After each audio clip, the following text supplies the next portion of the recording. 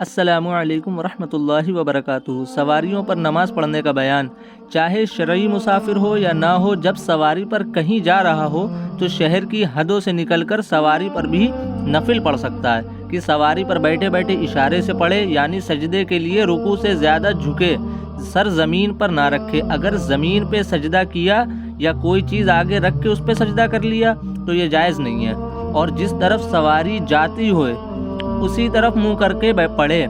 دوسری طرف منہ کر کے پڑھنا جائز نہیں ہے۔ یہاں تک کہ تکبیر تحریمہ کے وقت بھی قبلہ کو منہ ہونا ضروری نہیں۔ مسئلہ سواری پر نفل پڑھنے کی حالت میں اگر عمل قلیل سے سواری کو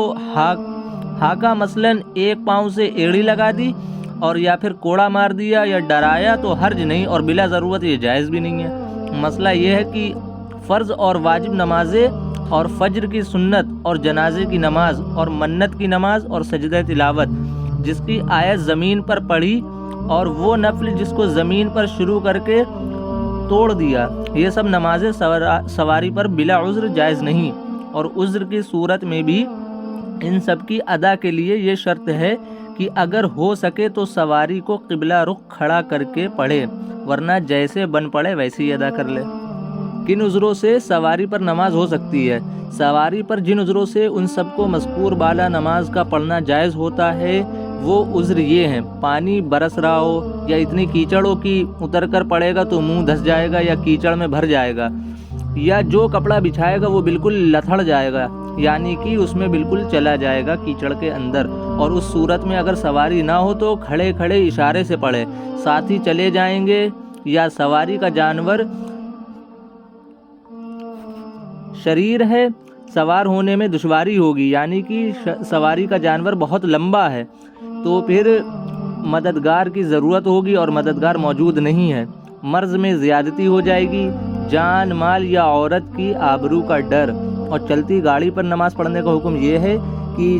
چلتی ریل پر بھی فرض اور واجب اور فجر کی سنت نہیں ہو سکتی، اس لیے جب اسٹیشن پر گاڑی رکے اس وقت یہ نمازیں پڑھے،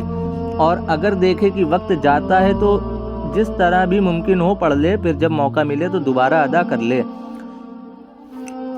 کشتی یا جہاز پر نماز کے احکام۔ مسئلہ چلتی ہوئی کشتی یا جہاز میں بلا عذر بیٹھ کر نماز صحیح نہیں، جبکہ اتر کر خشکی میں پڑھ سکے تو زیادہ بہتر ہے۔ مسئلہ اگر کشتی زمین پر بیٹھ گئی ہو تو اترنے کی ضرورت نہیں ہے، اسی پہ پڑھ سکتا ہے۔ مسئلہ کشتی کنارے پر بندھی ہوئی ہے اور اتر سکتا ہے تو اتر کر خشکی میں پڑھے، اور اگر نہ اتر سکے تو کشتی ہی میں کھڑے کھڑے ہو کر پڑھے۔ مسئلہ اگر کشتی بیچ دریا میں لنگڑانے لگے، یعنی کہ گوتے کھانے لگے، تو بیٹھ گئے اس وقت پڑھ سکتے ہیں، جبکہ ہوا کے تیز جھونکے لگتے ہوں کہ کھڑے ہونے میں چکر آنے کا ڈر ہو، اور اگر ہوا زیادہ حرکت نہ کرے تو بیٹھ کر نہیں پڑھ سکتے ہیں۔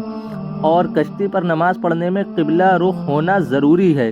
کشتی گھوم جائے تو نمازی کو بھی گھوم جانا چاہیے کہ قبلہ کو منہ رہنا ضروری ہے،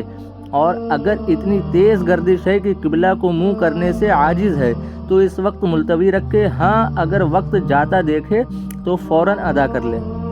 السلام علیکم ورحمۃ اللہ وبرکاتہ۔